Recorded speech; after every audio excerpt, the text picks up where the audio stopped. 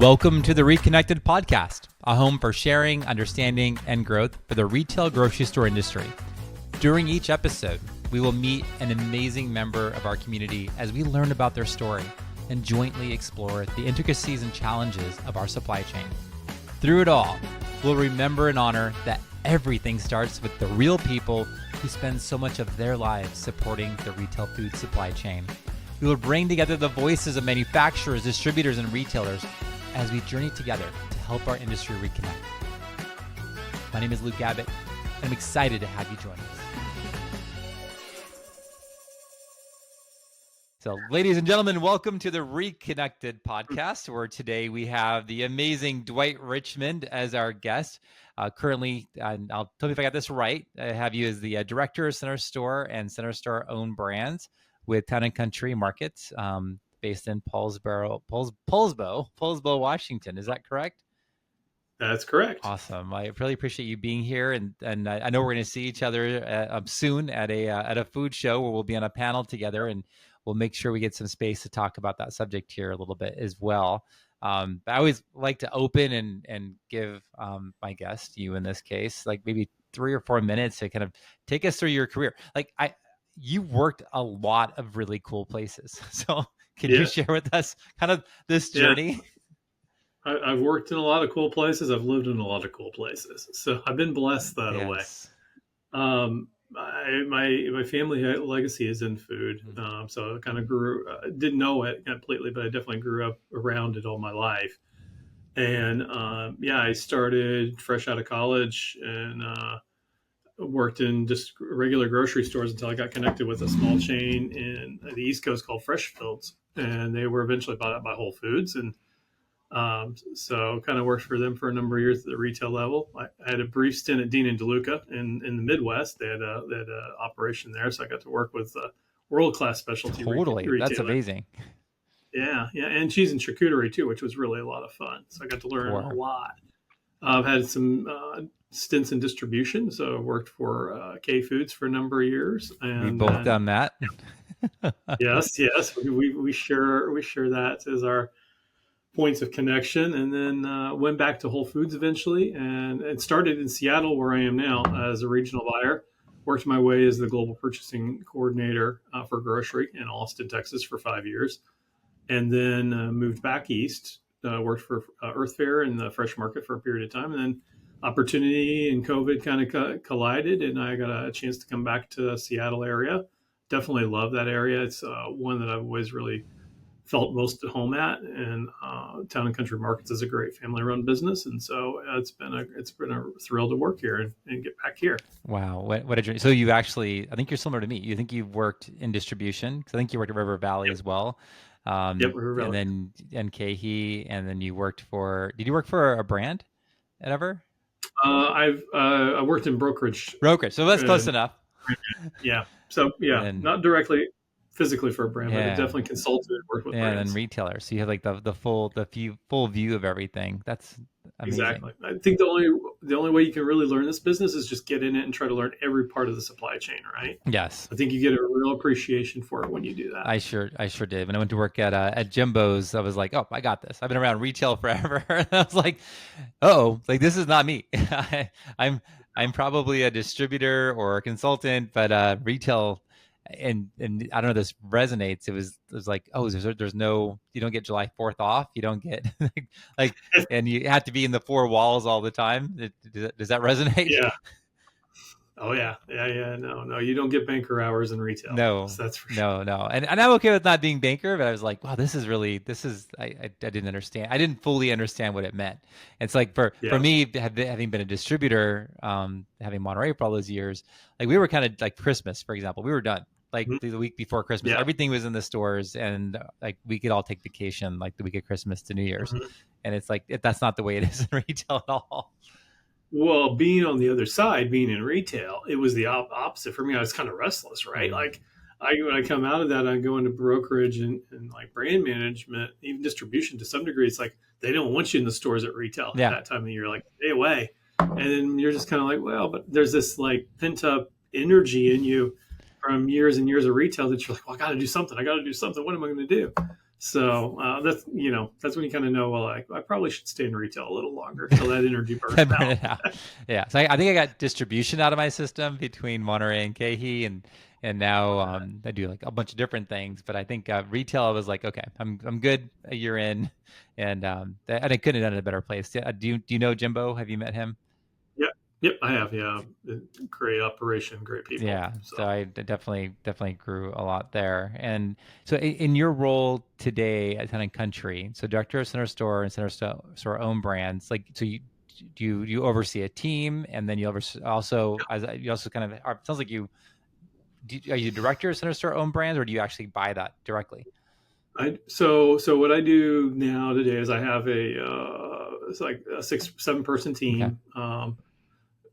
4 buyers essentially, 5 buyers essentially, and then some merchandising support help. Then we oversee one traditional like center store, if you kind of know the vernacular Mm-hmm. grocery. So it's dairy, Mm-hmm. frozen, dry grocery, bulk, HBC, beer, wine, and spirits, non-foods, right? Mm-hmm. So it's literally, I tell people it's like literally the middle of the Yeah. store. Anything on the perimeter is pretty much not me, but except for dairy and frozen, but everything else is us.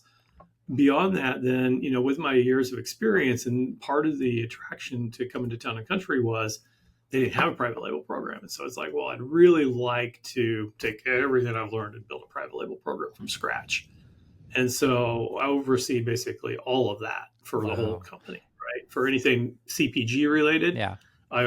so like I'm working in deli food service right now. I'm working in seafood right now on private label. Be working in meat and private label. So working in all of Across it. I all mean, the departments. heavy, the heavy lifting of private label is always going to be center store, but to build the brand out to get people to recognize what is the brand Town and Country, you have to have these periphery products, right, to draw them in. Got it. Got it. And so I think we'll explore other areas or other areas you cover, but I'm curious on the private label side. How many stores is Town and Country today?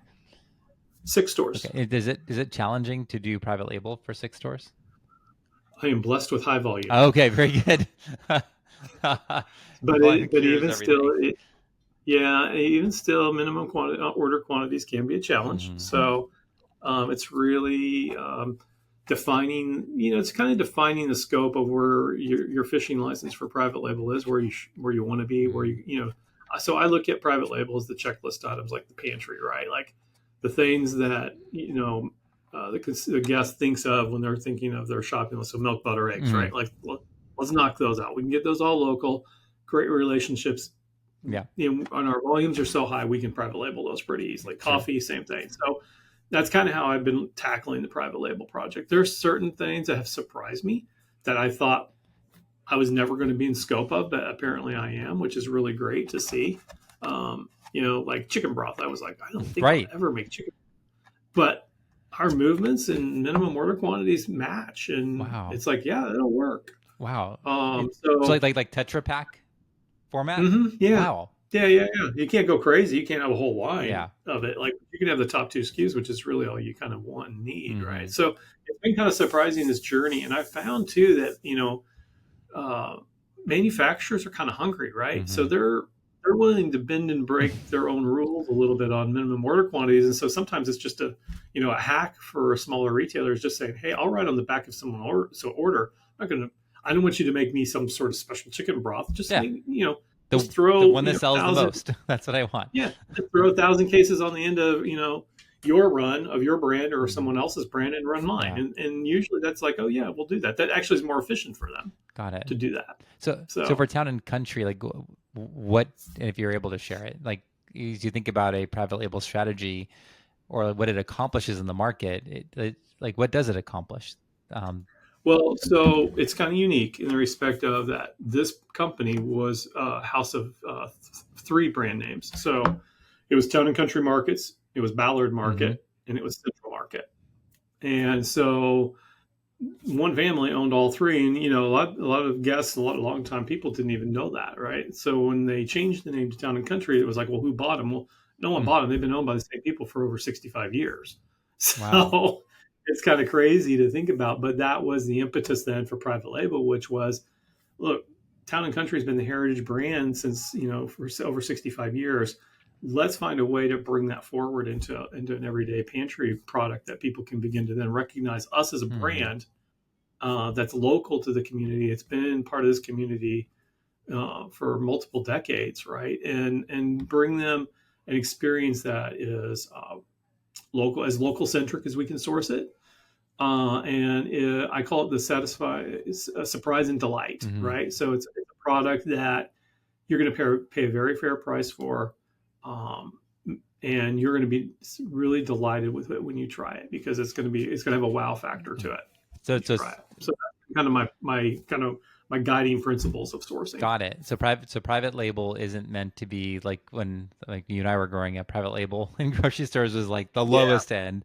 A white box with like big block letters, and this is meant to be something that does the word mass premium sound right? It's not necessarily like the core competing with the number one player, but like maybe one step up from that. Is that what you're aiming for? Yeah, commodity driven or commodity premiums. Yeah, mass premium. Yeah. So I haven't, some categories you can't, like eggs, for example, you can't do a ton to that category. Yeah.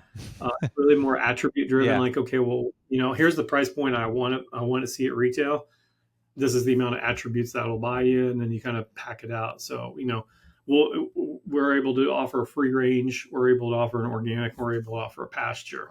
And so benchmarked against national brand equivalents, we're at or below our own benchmarks, and then we're competitive with the rest of the market. Okay. Pasta, I'm not trying to be like a domestic, cheap pasta. I'm priced. It is Italian quality pasta that is made locally from local grain, and so I'm pricing it as Italian pasta, not that not a low grade pasta that you would find from just an American Teflon dyed facility. But the shtick on it is that it's local too, which so it's like if it's not going to be Italian, at least it's like it's in your backyard. It's local semolina from this area, Beautiful. This part of the country, and it's made on Italian bronze dyed machines right in Oregon. I mean, it's an amazing product. Everybody who's tried it has been completely blown away by it, and it's the same price as a DeCecco, right? Yeah. So it's not, it's not the lowest low end like an American Beauty or some brand like that, but it's not extravagantly priced either. That's kind of where I call it an affordable luxury kind of thing. Got it. So as we see private label becoming more of a dominant strategy for even like smaller number of store retailers, and it's a branded manufacturer or even someone who's having their product co-packed. Do you see eventually like becoming like a Trader Joe's or almost everything, or like what is the interplay between the two, and do they support each other? That's category management. I mean, so that's really having kind of a brand strategy for the company as a whole, right? And saying, okay, well, here's the areas we want to be in private label, where we think we want to make a statement to our guests that when they think of us, they think of these products. And so if for example, we want a guest, when they think of, I want to do a great pasta dinner tonight. Well, I want them to think of Town and Country first. Well, if I want them to think of Town and Country first, then I have to have the best, I want to have my brand in there as one of the best, but I also then want to have it complemented by really great high quality brands around it. There's some categories where it doesn't make sense. I'm a house of brands, and I've always been a category manager that's brand manufacturer friendly. Good. And I believe that good category management doesn't cannibalize, but enhances and attracts through proper pricing, through proper product development, your guests into a category so that you tell a story about that category and the journey of that category. So for me, it's really the interplay of every single project goes through sort of a deep category review. And I say, okay, well, where's private label going to fit in? Yes or no? What's the point of differentiation that we're looking for? And then, what's going to be, where's it going to land kind of in the pricing tier for the economical decisions of a guest? And then say, okay, what flanks it, and then kind of what complements it as a brand. So that's kind of how I do it. And should your private label be the number one like velocity SKU in the set, or does that matter? Doesn't have to be the number one velocity, but it should be probably as a brand collective be driving the growth within the category. Got it. Should be so. As it have so, I'll give you a great example of that. Coffee Yep. is incredibly competitive in Seattle. I bet. Beyond competitive. And so there was people who said, well, why should we? And I'm like, well, it's a incomparable category for us. Mm-hmm. When you think of Town and Country, you think of a great coffee set. You think of the best selection in Mm-hmm. town. So we better be in that game, and we better have a product better than most average brands, Mm-hmm. private label brands, and comparable, and can go toe to toe with our best brands in the set. Private label is not the best brand in that set, but it is in the fight. It's in the rankings of that, and I'm fine with that. I think it could be the best brand in that set. Maybe not. I don't care. I mean, as long as it's contributing positively to the category and it's not cannibalizing local, even though it is local too. I think then it's actually raising the awareness and the overall quality of my category, and I'm fine with that. That's beautiful. And then what's fun, I guess, about private label and my hypothesis, at least on why a retailer would do it, is to create true differentiation in the marketplace. Like your private label that you can only buy at your stores, it creates a stickiness with your consumer. Yes. And so that's where it gets really complicated when you think about, I think consumers are getting smarter every day. I think they're smart enough to know that sometimes everybody's private labels can kind of look the same, and the quality can be the same just from different places, because we're starting to see people cross shop more and more again, right? Yep, so how do you?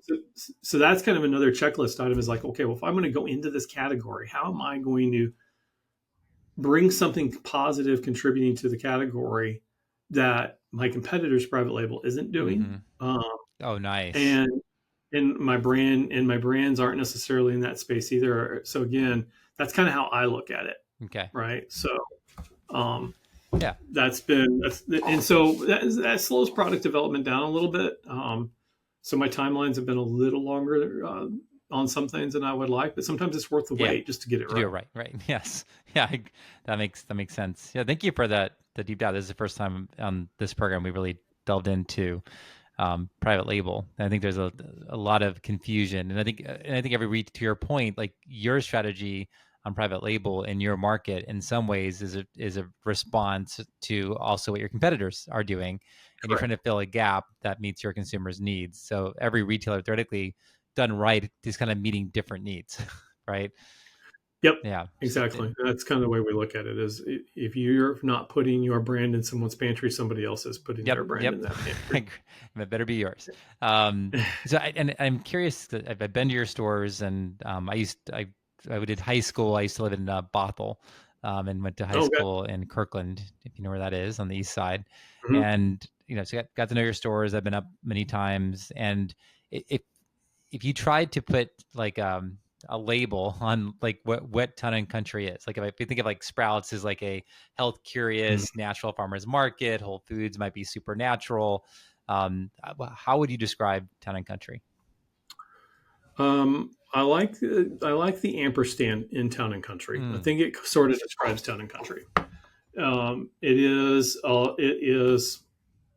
a lot of natural, and we're not excluding the everyday shopper who wants the experience that they would find in a more conventional grocery. Got it. So one-stop shop ability. So it's not always perfectly rounded one-stop shop, right? So again, that ampersand kind of is driven by the community to some degree. So if the community is more natural and organic focused, well, that category is going to lean in much more natural and organic. I think think like on prepared entrees, like a mac and cheese category. We may only have the Kraft macaroni and cheese because it's the convenience for the the entry customer, but the majority of our set is going to be Annie's. It's going to be gluten-free, vegan, organic, all options within that set that are not going to necessarily be as deeply found in other conventional retailers. So I would say Spins views us as natural because of the balance of the mix of items. I would say we are very specialty natural leaning. However, we are inclusive. Got it. as a retailer. Yeah. So what's nice about that too for the consumer, there's going to be brands they grew up with. There's going to be anchor points, and then they can get curious and explore, Yeah, as opposed to walking exactly. into walking to a store not recognizing anything. It's like, Yeah. yeah, that's much harder to get basket size on. That makes sense. And you mentioned, you said it, like the specialty natural. And I think when you and I were growing up in the business, I thought about the fancy food show that was specialty, and then I had Hmm. Expo growing up that was clearly like natural, organic. But there seems to be a convergence, and I'm Yes. curious how you see that, like as you're itemizing your stores. And I know you came from the fresh market before this, right? Which Yep. is very Yep. specialty. Like how do Correct. you think about that? Well, it is. There's definitely gotten the lines have gotten very blurry Mm-hmm. between natural and specialty, and that's not a bad thing. Mm-hmm. Honestly, it really Yeah. isn't. Because good food is good food, Yep. and I don't argue that it does. Good food is usually pure, it's clean, easy to understand. Not exclusively always that way, but for the most part, good food is and natural food, specialty food go kind of hand in hand with each other. So I see those two most of the time working in harmony with each other. Probably from an industry perspective, as we look at it, it's kind of confusing especially for makers and manufacturers who are like, oh, I got to do all these shows because I got to cover all my Yes. bases. All these different interest groups of retailers, right? But I think good consumers do really truly drive and dictate our purchasing behaviors at category management at purchasing retail, right? And so we will lean depending on the brand strategy, and our brand strategy is that, like I said, it's naturally specialty centric but also inclusive strategy, is like we will lean in on that Mm-hmm. um, idea of sourcing the best first, Mm-hmm. right? And so a lot of times the best first is natural. Yep. This Yep. is And that's and that the is, shift, right? That's the shift from country yeah, granola, like back in the old days, to yeah. like really this convergence we're seeing between specialty and clean natural. Yeah, exactly. And so I think it's a good thing for the industry. And I think and I would say this too, those brands who are not quote unquote clean, like we would Mm-hmm. define like in the Jimbo's or Whole Foods world, Mm-hmm. they shouldn't be ashamed of what they are Yeah. either. Like I sometimes feel bad for them, and like especially like in a fancy food show in New York, where it's like they feel like they're going to be shunned because Yeah. well, they have the artificial colors or this or that or the other thing. It's like you're on a journey, man. Like it's a Yeah. food journey. Your customers will dictate to you when it's time for you to shift. Yeah. Just like you said in the granola example, sometime at some point, your data, your consumers' insights are going to tell you it's time to shift to another part of your journey. Mm-hmm. Until then, keep making the product the best way you can Yep. and be authentic to your brand and who you are. I think I think we should be mature enough in this industry to respect that. Yeah. I agree with that. It is that the idea of like purity or being a purist is difficult because you're right. Everyone's on a different journey. It reminds me of a conversation. I don't know if you know a brand called Abbott's Butcher. I'm an Mm-hmm. investor in the company, and we were meeting with Jimbo for dinner one night, the founder of the company and me, and she was asking like, because he's a vegan, she's a vegan, and like, hey, what's going on here? Like, why you have a meat department? And he's like, here's the deal, everyone's on a journey, and I need to meet them where Yep. they're at, and then. I think it sounds like that's kind of your creation of itemization in general is like, I want to be able to Yep. meet you on the brands you recognize. And if you're curious about going further, we have that too. Yes, And I exactly. think that there's something really I think inclusive about that. those of us who are cut from the natural cloth of that era are all wired that Mm-hmm. way. Is that we all were on a food journey. Maybe you started out drinking Coke and Pepsi, and then maybe you evolved into kombucha, and now you're evolving into some sort of mushroom adaptogenic functional beverage, and Yeah. tomorrow you'll be something different, right? But you're in Yeah. this journey of continually bettering yourself and you know kind of treating your body as a temple, and trying to put the best in it for what Yeah. for your loved ones. So I think that's totally fair, um, Yeah. and I think it'll continue to evolve for our lifetime and Well, beyond. what's fun is like I have an 8-year-old son and a 14-year-old son. I have 4 kids total, but then we younger ones.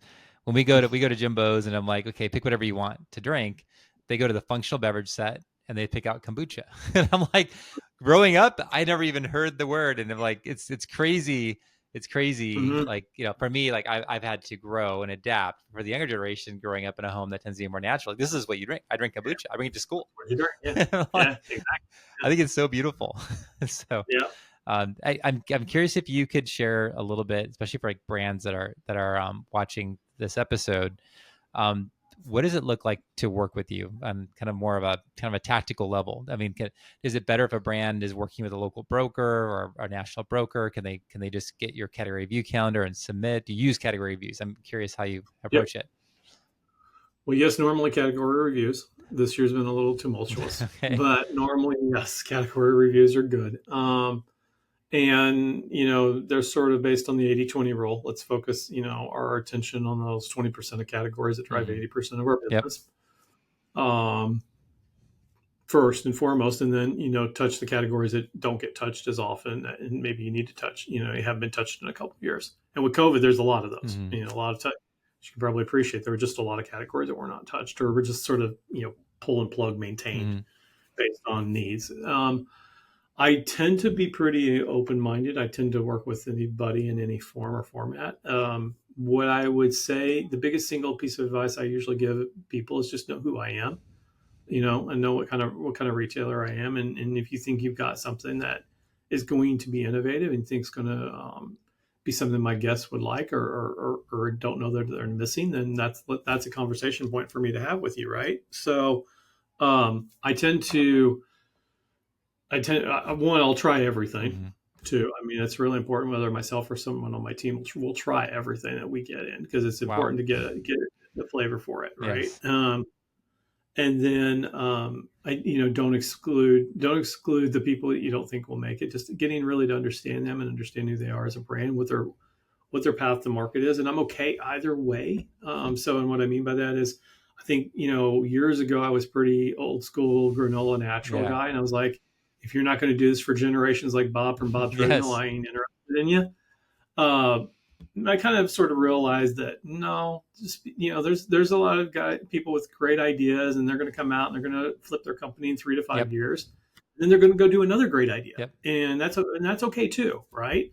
I think so, and I think it's just being as a brand being authentically true to that, right? And being authentically true to your channel strategy, who you want to be, where you want to go as a brand, and what do you want to do when you grow up, right? Like kind of thing. Is what I really truly look for from brands. That authenticity is what I need more than anything. Okay. And then we can have an honest and fair discussion. That's beautiful. Okay. And then do you have a primary and secondary distribution agreement or? Yeah. So we primarily use KeHE. Okay. And then we use secondary local and regional distributors beyond that. Okay. That's good to know. That's really good to know. And is it generally better, like for a brand, especially in the center store, to be going through KeHE in terms of like the markup and what the retail ends up being? Or yeah, well, obviously. So I mean, yes and no. It depends. I will counsel brands what I think is best for them as a brand in their life cycle. Okay. So there's a local brand here that I can think of right off the top of my head that they probably should go through KeHE. But for right now in their brand life cycle, they're better off in a local regional distributor. Got it. Right.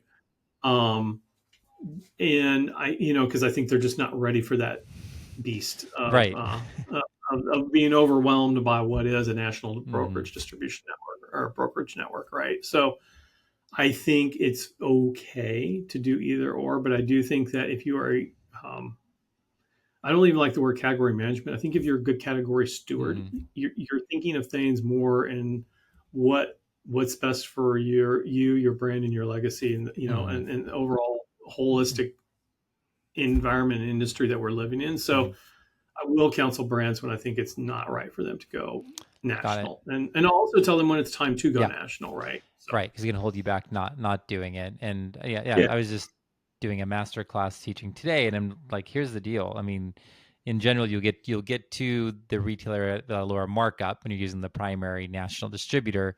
You have to figure in maybe the 5.5 to 12% they need to make on the buy side, and then there's the other part of it is just operationally, right? Like I counsel people, we need to look at KeHE and Unify as effectively 3PLs. They try to be more. Yes. And then if you just see them as that and don't expect anything more, then you're going to be checking Right. everything they're doing and reaching out to the buyer so it doesn't make sense. But to your point, a younger brand to be able to even understand what's going on can be really difficult. Is that kind of some of your mental Yeah. processes around Yeah. it? And that, and also I think sometimes younger brands have I wouldn't say unrealistic expectations, but just maybe they're just naive to the expectations that they think they should have of what I mean, I've heard this, Mike, and I'm sure you have.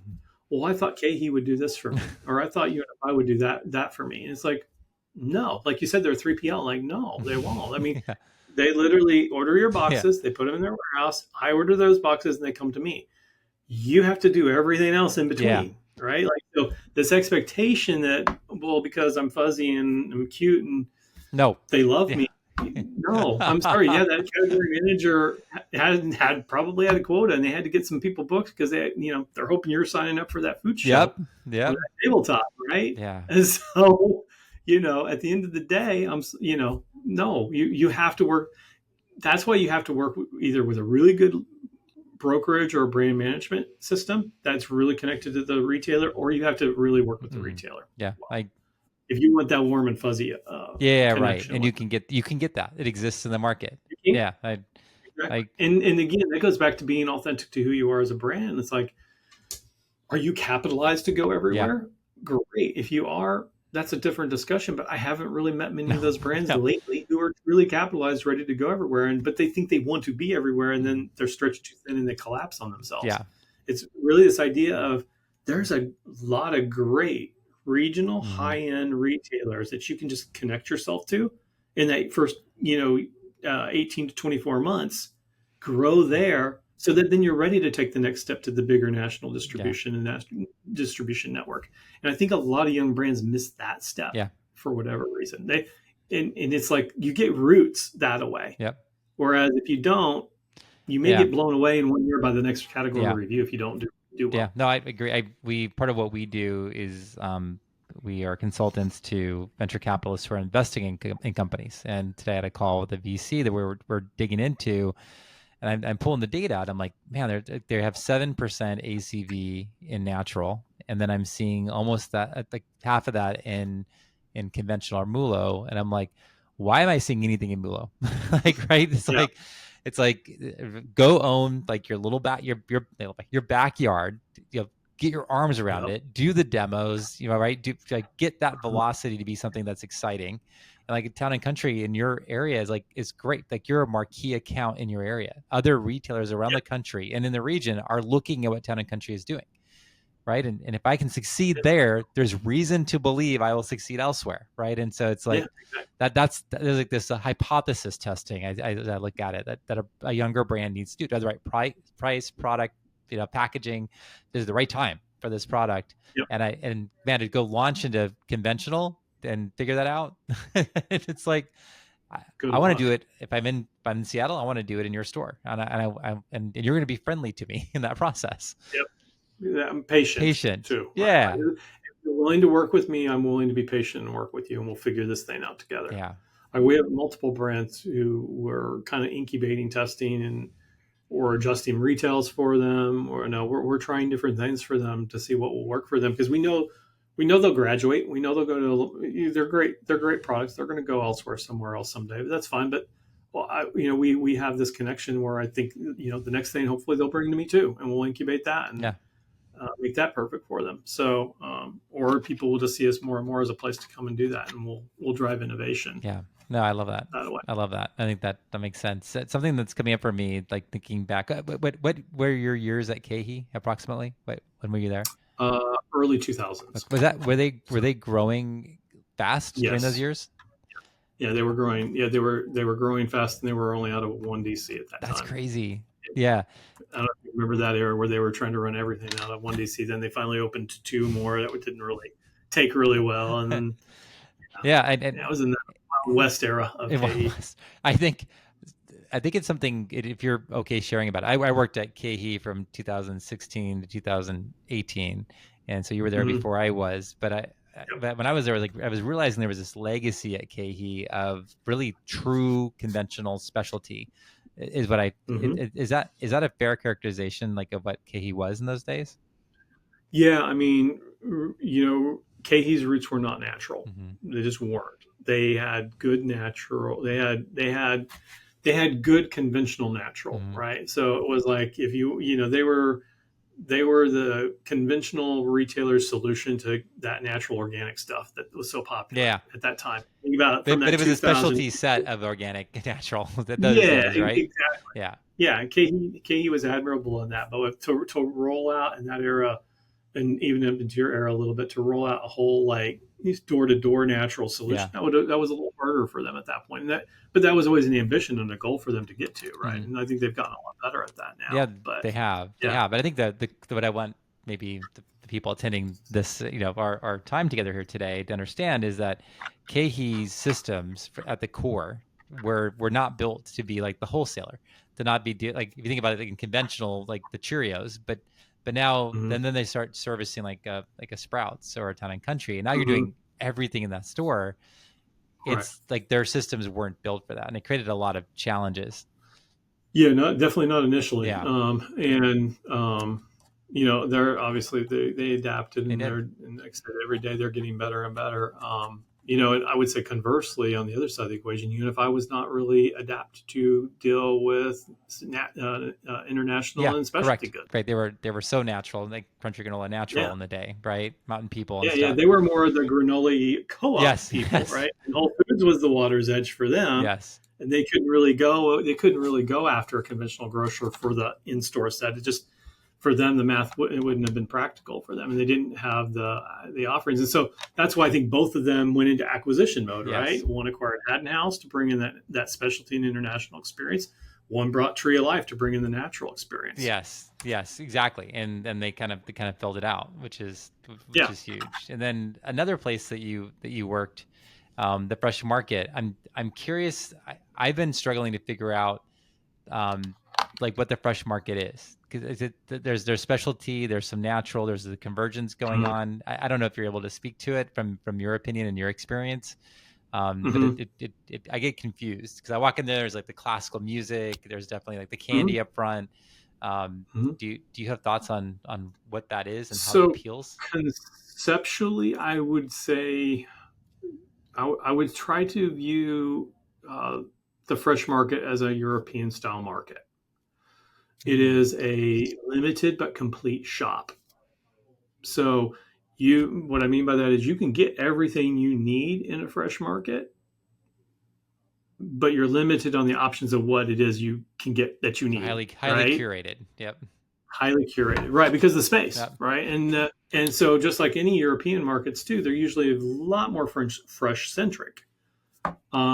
And so that's how I would describe it. So Center Store was really, again, that limited but complete philosophy. They had always built kind of their signature categories as being like their specialty and their candy, and the perimeter departments as the go-tos. And again, more of that will fill in the gap for you with some really cool natural and specialty items, or we'll have those hard to find items Hmm. that you can't get at a conventional retailer Got it. to your shop. And that's kind of how I've always viewed them. Yeah. And I remember when I went into my first one maybe 12 years ago. Like I came from the fresh side. My distribution company was focused on the perimeter, and Mm-hmm. and when I went in there, I was like, wow, like putting the perimeter in the center of the store, right? I thought Correct. was a really cool idea. And it's interesting because in a way, I kind of thought, oh, everything fresh is what for the future is, and center store is dead. But that's not the reality, right? Like there's this interplay between the two. That's really important. Certainly, COVID changed it Yeah, a lot. yeah. Um, but I would also argue your last statement is correct. There is an interplay between the two.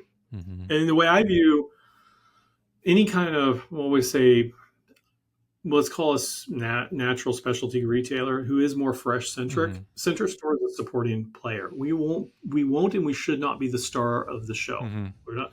We are the supporting actress of that show, right? Hmm. So we have to complement the center of the plate to complete the experience at the table. And if we're all not in tune with each Yeah. other, if meat's going one direction with the quality that they're choosing and selecting, and Center Stores going, more big box broadline, then the retailer, then the consumer, the guest is in Yeah. conflict, Yep. right? So if you're going in and you're buying Well this said. beautiful, awesome set of steaks that you just, had to put a small loan out for, and then you go over to Center Store and they've got Cheerios and Yeah. Tide and, every conventional brand in the world you can think of, and you go to the barbecue sauce and all you see is, Bullseye Barbecue Yeah. and something like that, it's a disconnect and it doesn't work. Mm-hmm. And so, when it's done right, it's beautiful, it's harmonious. When it's done wrong, you feel it, and you just feel something's really wrong with the store. Nice. Yeah, it makes sense. That makes all the sense in the world. And I'm curious, I often ask people about their mentors growing up, but I'm curious, who do you look up to now at this stage? Like you've done so much, you've accomplished so much. Like who do you look up to and go like, wow, like that's who I want to be when I grow up more. Well, I looked up. Unfortunately, two of them have passed away. Oh, no. So, Oh, no, I'm sorry. so I looked up, to Greg from Califia. Okay. I considered him a friend and a mentor. I just his knowledge and his passion for brands and brand development and innovation were just second to none. I always look to people I try to find people in my mentorship realm who have skills that I don't have, so I can be better at them. And I think of the former founder of FDM, Fred Neubauer, Yes, who passed away last year. Yes. And I considered him a friend and a mentor too. And because he had skills I didn't have, and I wanted to learn those from him, Mm-hmm. And so those are some people that I looked to in my life. As far as like from a inspirational standpoint, I look at someone like Irwan, and I love what they do. I love their passion and their dedication. Jimbo's the same mm-hmm. way. When I'm in that market, I'll always go into those stores. I have appreciation for a lot of other markets and a lot of other retailers and what they do and their passion. And I really love the family-run businesses mm-hmm. who've stayed true to this industry, and are dedicated to it fully. And I think we all know who those retailers are across the country: the Wegmans, the H-E-Bs. Is Publix still family-run? Do you know? I thought Publix maybe part. Yeah, they could be. I can't remember if they are or not. I think so. Okay. Yeah. Right. But those are top of mind that come to me. I got a question for you about Erewhon. Like I think we all respect them, and they arguably are one of the most culturally relevant retailers in America with so few stores. They're a brand. Yeah. Could Erewhon work in like Bellevue or downtown Seattle or is it really just specific to LA? Like that's a culturally LA store. I'm curious your thoughts. I've always heard rumors that they're going to go outside of their market. I remember New York was like one of the ones that I don't think they did it though. Exactly. Yeah. I think that they should probably try like San Diego or a San Francisco first, because I do think even outside, LA in and of itself is kind of a microcosm of the country, right? And so Orange County can be considered part of LA, but it's not really part of LA, right? Like, so it's not like urban LA. So I think understanding if they have the same reach and same cachet all throughout all California would be what I would say before they moved into other markets. Yeah. And I would give them this. I would say this. I would even say this for Town and Country. If we decided to go into Portland, or something like this, I would give the vanilla ice cream example, and that is that everyone always wants to be the vanilla ice cream. Vanilla is number one seller of any ice cream brand, no matter what. You're always judged by that one SKU, and so there's always that flagship store, or those flagship stores of a retailer, and everything else is judged from it. Mm-hmm. Well, that's maybe not fair. Don't. If you're going into a new market and a new community, to be intellectually honest with yourself, you'd have to go back to where your flagship stores were and judge your new store against those levels, not the current levels of where you have huge brand recognition in the market. Because you have no brand recognition in a market other than you have the buzz of, I've heard about this place and I've been there on vacation. It was cool, but you haven't converted them into a loyal consumer yet, right? So you have to really look at it and be realistic as to kind of the ramp up of your expectations on that. Yeah, it's really hard to grow. I think Foxtrot is a recent example of a company that Oh really yeah. tried to grow way beyond its original me or fair territory. I think remember Yep. Lucky's out of Boulder was another one that Yep. opened stores everywhere, and it's just really hard, right? Like Yep. I think grocery is such an intimate experience for people that it's really super sticky where they already shop. Fresh and Easy is another example. Like we're just Mhm. right. It's like there's something about the groceries that's it feels like it's difficult to disrupt directly. It is, and a lot of times too, even when you think it's disruptible, you probably want to double check yourself because it probably isn't. Right. You know, just because there's nothing like you in the market, there might be a reason why there's Right. nothing like Right. Yeah. Just because there's a white space doesn't mean it's when you want to go attack. I think. you. Exactly. I love it. So do you have family? Are they in the business? Uh, my I still have some relatives in the business. They're mostly on the distribution and sell Okay. side. Mostly my great Oh grandparents wow. that were really Cool. like the pioneers of this business. So yeah, so I had a great grandfather who had a grocery store, and then eventually he went into sales, and then my other great grandfather on my mom's side was a meat kind of a butcher and had his own meat shop in LA Oh actually. wow. So yeah, so that's kind of, I guess, culturally it jumped a couple generations and it landed on my head, and the bug bit me. That's So amazing. So was that something in your mind though, like knowing this has been in the family and no? no, no, actually, it was in a moment of despair that I even figured it out because I was originally going to I wanted to go more into law, Wow. and Complete um, deviation. yeah, but I was having so much fun doing this, and I was miserable in law, and but I felt like, Hmm. oh well, am I really being successful? My grandmother reminded me of all this, and she's like, "There's nothing shameful about feeding people, Yeah, you nothing. know." Nothing. So as long as you do it honorably and you do it with the intention to make things people Mm. better, it's better than being a lawyer. So Yeah. I kind of came to peace at it with when she kind of put that away and just said, well, throw my whole heart and soul into this and go for it. No, it seems like it worked. It seems like it worked out. And Yeah. what you're saying brings up something to me. When I was a professor at the University of San Diego, I was an adjunct professor there last year, and it was funny. I'd bring all these different people from our industry and have them kind of talk to the group about supply chain, and the group was always like, the kids would ask like, what did you study in college? And what was funny is that not one of the people that I brought on who had been very successful in our industry in various aspects of it had really was doing what they studied. Have Yeah. you noticed that in your life?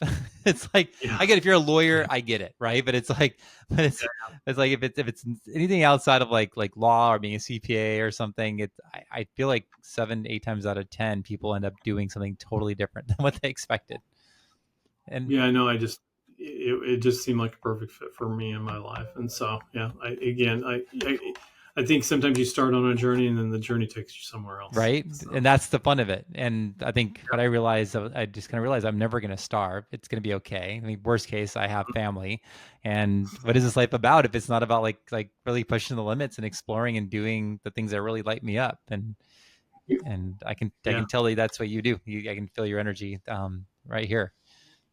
Yeah. No, thank you. Yeah. Yeah. Well, thank you. We get to spend a good amount of time together today. I really appreciate you making space for me, and I look forward to Absolutely. seeing you at a show in a few days and being on the stage together.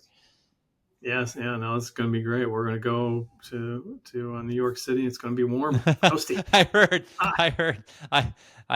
I'm here in San Diego. Maybe like where you're at, it's like we're 72 like every day. So it's beautiful today. yes. But anyway, thank you so much. Thank you for all your contributions to our industry. Thank you for being here, and look forward to continuing our friendship. Absolutely, man. Thank you for what you do. Thank you for having me on. So I look forward to seeing you and a lot of people who will watch this this weekend. Fantastic.